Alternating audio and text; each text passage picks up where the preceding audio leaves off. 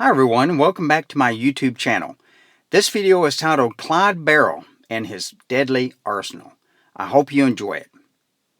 My last video titled Bonnie Parker's Shotgun created a lot of great comments. I really appreciate and enjoy all the comments about any of my videos. So I thought I would continue on a broader scale and discuss the many firearms that the Barrow gang had at one time or another.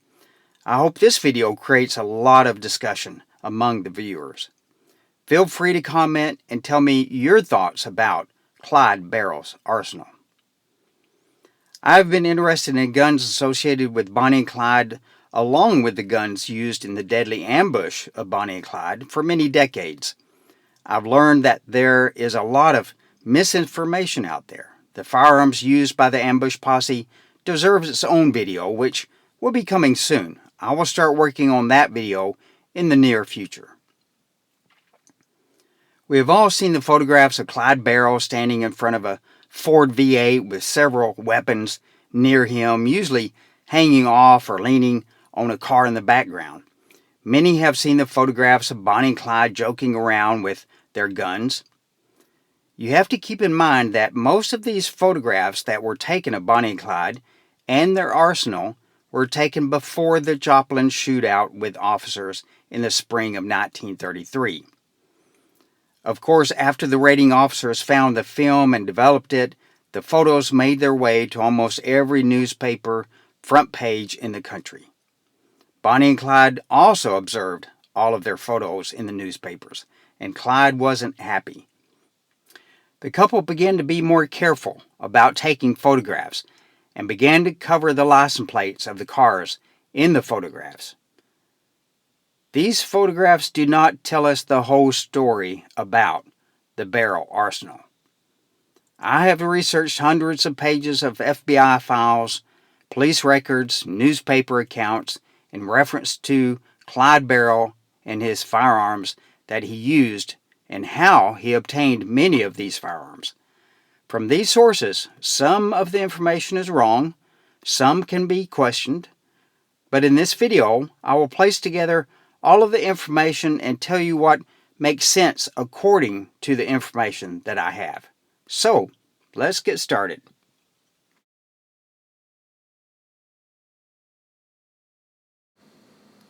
The FBI did not start monitoring the movements of Clyde until late 1932. It was most probable that Hoover did not even know who Clyde Barrow was until Clyde was involved in a number of robberies and shootouts after being paroled from Eastham Prison on February 2, 1932. By October 1932, the Dallas Police Department issued its first identification order on Clyde Barrow. Here is the list of crimes as of that date that they identified with Clyde. December 1926, auto theft. March 1932, armed robbery in Dallas, Texas. April 1932, murder and robbery in Hillsboro, Texas. May 1932, robbery in Lufkin, Texas. August 1932, robbery in Dallas, Texas. August 1932, murder and assault to murder in Atoka, Oklahoma. August 1932, assault to murder in Wharton County, Texas. And October 1932, robbery in Abilene, Texas. The identification order warned all officers that Clyde Barrow was dangerous and extreme caution should be taken when arresting him. By the end of 1932, J. Edgar Hoover knew who Clyde Barrow was. However, Hoover still regarded Clyde as a nickel and dime store crook. Hoover would soon change his opinion of Clyde Barrow. The main reason that the FBI started tracking Clyde's movements was due to the number of stolen vehicles that Clyde took across state lines. Clyde learned to steal cars as a teenager. He was very good at it, and it's truly unbelievable how many vehicles Clyde stole during late 1932 through early 1934. As he made his way through different states, he would stop and steal license plates to match the state that he was in. Unbeknown to him, that's how the FBI tracked his movement. At any one time, Clyde would have at least a dozen stolen license plates in his car, ready to switch out as crossing any state line. The National Motor Vehicle Theft Law was the only federal law that the FBI had against Clyde. Clyde stole a lot of cars, and most of those cars were taken across at least one state line, then dumped for another. By October 1933, the FBI issues its first directive to arrest Clyde Barrow. The first federal wanted poster for Clyde Barrow was printed then. Note that this directive was only for Clyde, not Bonnie. Once the FBI starts paying attention to Clyde, they realize that he is involved in numerous robberies, murders, shootouts, and of course, numerous car thefts. So then, Hoover really had no other decision to make. The FBI had to start watching Clyde Barrow. Another reason that the FBI was interested in Clyde was because they thought he was connected with Charles Pretty Boy Floyd and other gangsters. When the FBI first obtained a copy of the photograph with Clyde and William Daniel Jones, they thought WD was Pretty Boy Floyd. The FBI even thought for a short time that Clyde may have been connected to the Kansas City Massacre in June 1933. All guns that were confiscated from any gangster after June 1933 were scientifically examined to determine if there was any connection to the massacre. After William Daniel Jones was arrested and interviewed by federal agents in December 1933, he gave details about stolen cars, robberies, shootouts, and especially burglaries of National Guard armories. On May 21, 1934, the FBI issues its second identification order. This one has Clyde Barrow and Bonnie Parker. Due to the details that W.D. Jones gave, law enforcement agencies had its first look inside of the Barrow arsenal.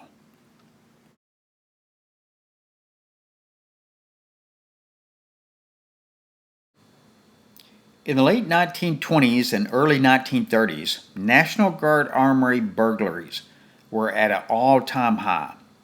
Across the Southwest and Midwest, there were hundreds of armories. In Texas, armories were owned and are maintained by the state of Texas. Investigating burglaries of these armories officially fell into the hands of the Texas Rangers law enforcement officials. The FBI believed that Clyde was introduced to burglarizing armories by a crook named Herbert Farmer, who showed Clyde his first Browning automatic rifle, or BAR. Farmer had been burglarizing armories in Mississippi and explained that these armories were full of weapons, ammunition, and other items of interest to gangsters. At the time of the late 1920s and early 1930s, Farmer was a go-to person for bigger gangsters, supplying them with weapons and ammunition. Farmer was heavily involved in the Kansas City Massacre in June 1933. Farmer knew Frank Nash and helped orchestrate the planned rescue of Frank Nash. We know that Clyde had a ferocious appetite for weapons. He had to. Powerful firearms was his lifeline. During many of Clyde's gun battles, he outgunned the local police. He knew powerful weapons was his key to winning and remaining free from the law. So Clyde soon learned that National Guard Armories was the supermarket for weapons and ammunition. In August 1933, Dallas Bureau Special Agent in Charge F.J. Blake wrote a letter to Hoover stating that something needed to be done about the number of armory burglaries. Blake tells Hoover that it is likely the government, through its armories, are actively supplying gangsters with weapons, ammunition, and bulletproof vests that gangsters need to rob banks and murder people. Hoover responded back to Blake, "It is simply out of our jurisdiction."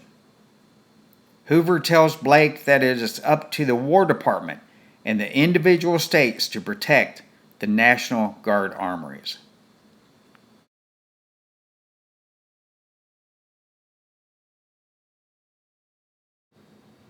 Of course, we don't know when Clyde burglarized his first armory, and we don't know exactly how many armories he burglarized. We do know that Clyde burglarized an armory prior to them spending time in Joplin during April 1933, and they definitely burglarized an armory while in Joplin. Clyde and W.D. Jones would attempt to burglarize small hardware stores to obtain firearms. Back then, the local hardware store often sold guns too, but these burglaries did not result in much firepower. Often the guns at hardware stores were just for small game hunting, such as a single-barrel shotgun or a small caliber revolver. Clyde needed a lot of firepower, especially planning for the raid on Eastham Prison, which was his priority. We do know, through witness statements and tracing of firearms, that he did burglarize armories and that it was his main source of getting the powerful firearms that he needed. In statements given by Blanche Barrow, she stated that she overheard conversations between Clyde and Buck, or Clyde and W.D., which armories to burglarize. Blanche would also state that she witnessed multiple handguns and machine guns on Clyde's return trips from burglarizing armories. Blanche would state that in Joplin, in April 1933, she observed 15 Colt 1911 automatic pistols and 4 Browning automatic rifles, plus many boxes of ammunition and magazines in wooden crates. Many of those guns were traced to the Platteville, Illinois armory. Also at Platteville, bayonets, holsters, and Springfield Model 1903 rifles were taken. During the night of April 19, 1933, the Illinois National Guard Armory in Kendall County was burglarized. 4 Browning automatic rifles, 11 Colt 1911s, and hundreds of rounds of ammunition was taken. Some of these stolen weapons would be recovered from the Barrow gang. When police raided the Joplin hideout of Bonnie and Clyde, the gang was caught off guard and had to leave behind most of their weapons. Clyde needed to resupply his arsenal. 6 days after the Joplin police raid and gun battle, the National Guard Armory in Platte City was burglarized again. And again, numerous BARs, Colt 1911 handguns were taken along with other supplies. During July 1933, again the Barrow gang was caught off guard at the Red Crown tourist camp in Missouri. And again, the Barrow gang had to leave behind much of its arsenal. By October 1933, the recovered weapons from the tourist camp was traced back to the Platteville Armory. The Platteville, Illinois Armory was burglarized 3 times in 1933, April 19th, August 1st, and August 20th. Mostly Springfield Model 1903 rifles, Colt 1911s, and Browning automatic rifles. Soon after that, an armory in Wagoner, Oklahoma was burglarized of 3 BARs, one of which was later found to have been in the possession of Clyde Barrow. On July 7, 1933, the 1st Battalion headquarters in Enid, Oklahoma was burglarized. Many of these guns would be found at the campsite of the Barrows at Dexter, Iowa, after the famous shootout there. In the Enid burglary, almost 30 Colt 1911s were taken, along with 3 BARs. At Dexter, the .38 caliber Smith & Wesson revolver belonging to Alma City Marshal H.D. Humphrey was recovered. Humphrey was killed the previous month on June 23, 1933. In June 1933, at Wellington, Texas, Bonnie and Clyde crashed their Ford at a bridge that was closed. In the wrecked car was found 15 BAR magazines, 2 National Guard Colt 1911s, and hundreds of rounds of ammunition.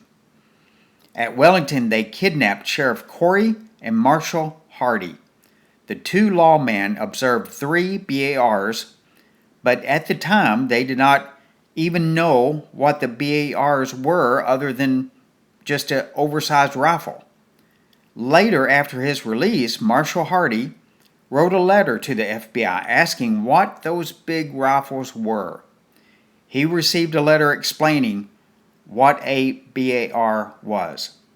The letter stated it was air-cooled, gas-operated, a .30 caliber, 20-round magazine fed, easily operated by an amateur, muzzle velocity of 2,700 feet per second, 600 rounds per minute, effective range 600 yards, and of course Clyde would often shorten the barrels of these guns.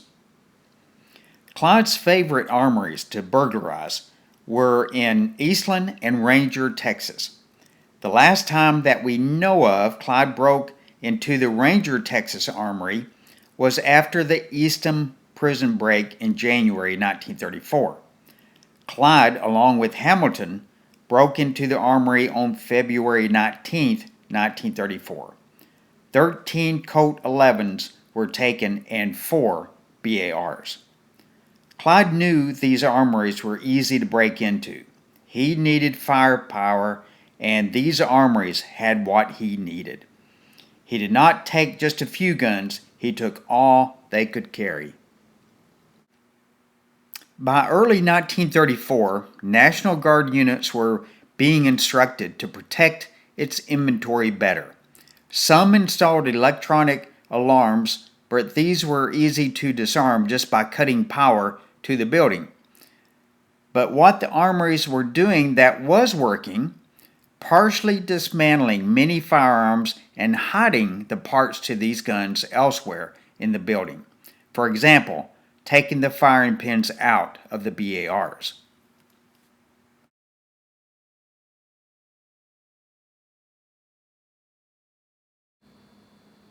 Of course, we all know the story of May 23, 1934, the deadly ambush of Bonnie and Clyde. As far as the barrel arsenal, it is hard to determine exactly the number of guns taken from the death car that morning, or even the exact make and model of the guns. However, we do know it was a lot of guns and a lot of ammunition. I've put together a list, be it a partial list, of weapons that may have been in the death car that morning. 3 BARs, 1 20-gauge shotgun sawed off, 1 10-gauge Winchester model 1901 lever action shotgun sawed off, 1 Colt 1903 .32 automatic, 1 Colt 1908 .380 automatic, 1 Colt Detective Special .38 caliber, 7 Colt 1911s, 1 Colt .45 revolver, numerous BAR magazines, perhaps over 100, and over 1,000 rounds of various ammunition. I could find no records in the FBI files that any of the weapons taken from the death car were examined by the FBI. However, other documents show that many of the Colt 1911s were returned to the government. We do know of 1 Colt 1911 that was found in the death car, per the Hamer family, that was taken from the Beaumont, Texas National Guard Armory. This 1911 was taken from Clyde's side of the car and has the serial number of 164070. It was shipped from Springfield Armory to the Beaumont Armory, and like all the others, marked U.S. property. At one time, it sold for an auction price of $240,000. Another Colt 11 that was reportedly taken from the death car was delivered to Lee Simmons of the Texas prison system. It was chrome-plated and had pearl grips.